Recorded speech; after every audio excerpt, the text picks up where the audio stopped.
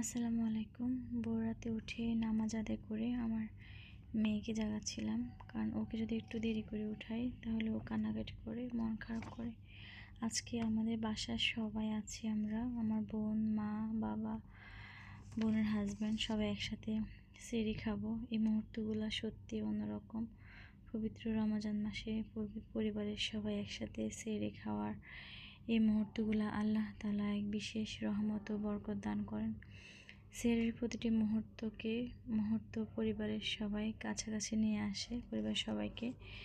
তো আমি সব কিছু গুছিয়ে নিচ্ছি, যেহেতু আজকে আমার বাসায় সবাই একসাথে সেহরি খাবো। আমি রান্নাবান্না শেষ করে আবার সব কিছু একটু গরম করে নিব। এখানে ডাল, ডিম ভুনা, দেন একটু মাছ ভুনা করেছি, আর গরু মাংস আলু দিয়ে রান্না করেছি। এটা একটু গরমে বসিয়েছি আবার।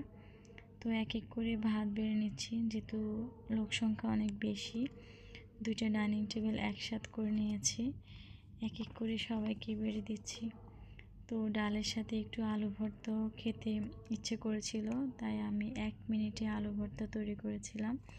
ওই ভিডিওটা অবশ্যই শেয়ার করব। এখন আমি গরু মাংসর সাথে একটু আলু বেড়ে বেড়ে দিচ্ছি। সবাই একসাথে খেতে বসেছে আলহামদুলিল্লাহ। এই পবিত্র রমজান মাসে আমাদের পারিবারিক এই মেলবন্ধন দেখার জন্য আপনাদের সবাইকে অসংখ্য ধন্যবাদ। আশা করি এই ভিডিওটি আপনাদের মনে পবিত্রতা আর ভালোবাসার জন্ম দিয়েছে। সবাইকে পবিত্র রমজানের শুভেচ্ছা। আমাদের পরিবারের এই বিশেষ আয়োজনটি যদি আপনাদের ভালো লেগে থাকে, অবশ্যই আমার ভিডিওটি শেয়ার করবেন। রমজানের আনন্দ অন্যের মাঝে ভাগ করে দিবেন।